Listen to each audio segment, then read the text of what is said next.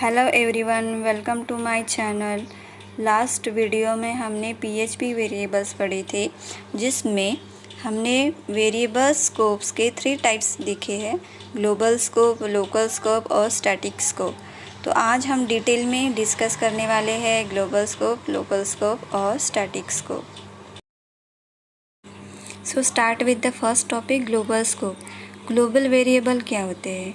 Variable declare outside a function. ऐसे variable जो function के आउटसाइड में डिक्लेयर होते हैं उनको हम ग्लोबल वेरिएबल कहते हैं, और उनका स्कोप भी जो होता है वो ग्लोबल होता है। And can only be use outside the function, और वेरिएबल वो फंक्शन के हम आउटसाइड में यूज़ कर सकते हैं।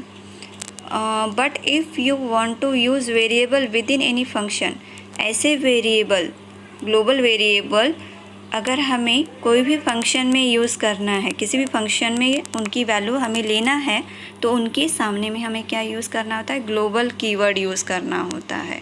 विदाउट ग्लोबल कीवर्ड हम उनको यूज़ नहीं कर सकते किसी फंक्शन में। जैसे यहाँ पे मैंने एग्जांपल लिया है x और y। x की वैल्यू है 10 और y की वैल्यू है 20।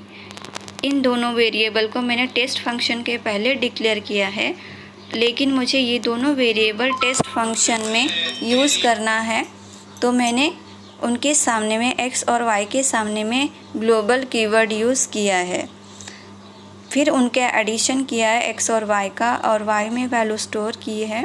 देन टेक्स्ट फंक्शन को कॉल करके इको से y की वैल्यू प्रिंट की है। देन नेक्स्ट है लोकल स्कोप। सबसे पहले हम देखते हैं कि लोकल वेरिएबल्स क्या होते हैं।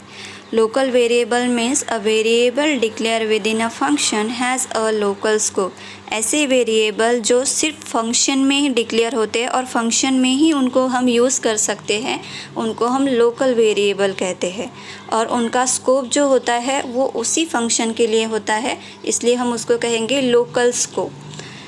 And can only be use access within that function. जैसे मैंने कहा है कि वो उसी फंक्शन में डिक्लेयर होते हैं और उसी फंक्शन में यूज़ कर सकते हैं।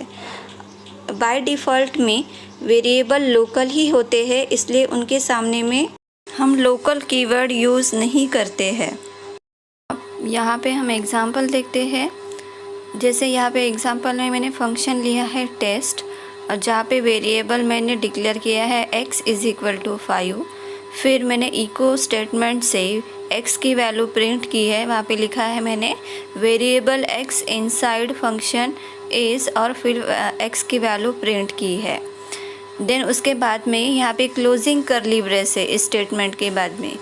फिर मैंने टेस्ट फंक्शन को फिर से कॉल किया है, और फिर से इको स्टेटमेंट से x की outside the function value print की है। तो देखिए यहाँ पे आउटपुट में क्या आ रहा है कि variable x inside function is 5 और variable x outside the function is, तो वहाँ पे वैल्यू प्रिंट नहीं हुई है।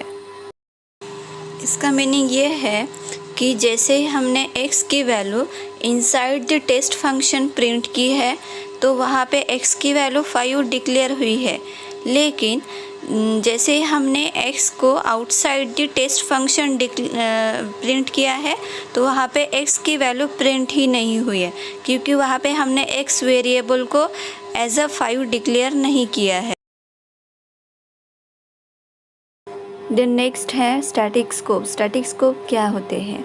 जैसे यहाँ पे दिया है normally when a function is completed और executed all of its variable are deleted. यानी जब भी हम फंक्शन एग्जीक्यूट करते हैं तो उसके सभी वेरिएबल्स डिलीट हो जाते हैं। जैसे लास्ट टाइम हमने देखा है कि लोकल वेरिएबल्स हम जो डिक्लेयर करते हैं, तो आउटसाइड द फंक्शन हम उनको कॉल नहीं कर सकते।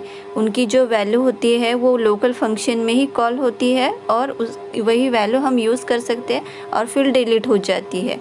लेकिन लोकल वेरिएबल्स की वैल्यू हमें अगर फ्यूचर में यूज़ करना है, तो ये कंसेप्ट हमारे लिए पॉसिबल होता है by using static keyword. Static keyword हम वेरिएबल डिक्लेरेशन के पहले यूज़ करते हैं। जैसे यहाँ पे मैंने एग्ज़ाम्पल लिया है, तो मैंने यहाँ पे टेस्ट फंक्शन डिक्लेयर किया है और वहाँ पे x नाम का वेरिएबल लिया है। x इज इक्वल टू 0 और वहाँ x के पहले में मैंने स्टैटिक कीवर्ड यूज़ किया है। फिर इको फंक्शन से x की वैल्यू प्रिंट की है और नेक्स्ट स्टेटमेंट में x प्लस प्लस किया है, मीन्स x की वैल्यू 1 से इंक्रीमेंट की है। देन उसके बाद में क्लोजिंग करली ब्रेस है, यानी यहाँ पे हमारा टेस्ट फंक्शन क्लोज होता है।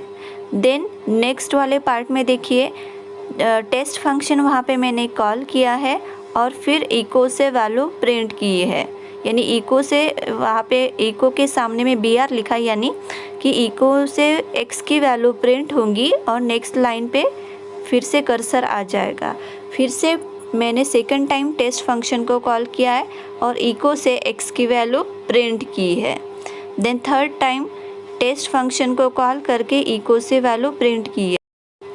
तो यहाँ पे जो हमारा आउटपुट है वो है 0, 1 और 2। तो यहाँ पे सबसे पहले हमने टेस्ट फंक्शन में जैसे x की वैल्यू 0 डिक्लेयर की थी, इसलिए इनिशियल वैल्यू हमारी 0 प्रिंट हुई है पहले टेस्ट फंक्शन से। फिर सेकंड टाइम जब हमने टेस्ट कॉल किया है तो x इंक्रीमेंट हुआ है, क्योंकि यहाँ पे हमने x प्लस प्लस किया है, तो x प्लस प्लस यानी 1 से वैल्यू इंक्रीमेंट होगी, यानी 0 थी वैल्यू तो 1 हो गई और सेकंड टाइम हमारे टेस्ट फंक्शन जब कॉल हुआ है तो वैल्यू 1 प्रिंट हुई है। देन थर्ड टाइम फिर से एक बार x की वैल्यू 1 से इंक्रीमेंट हो जाएंगी और 2 हो जाएंगी। तो थर्ड टाइम जब भी हम कॉल करेंगे फंक्शन को तो x की वैल्यू एज अ 2 प्रिंट हो जाएगी, इसलिए यहाँ पे हमारे वैल्यू 0, 1 और 2 आ गई, क्योंकि जो रिसेंट वैल्यू होती है वही प्रिंट होती है। तो यहाँ पे जो रिसेंट वैल्यू है वो हमेशा 1 से इंक्रीमेंट होती है। इनिशियल वैल्यू 0 है, 0 से इंक्रीमेंट होकर 1 हो गई, 1 से इंक्रीमेंट 2 हो गई और वो 0, 0, 1, 2 ऐसे प्रिंट हुई है।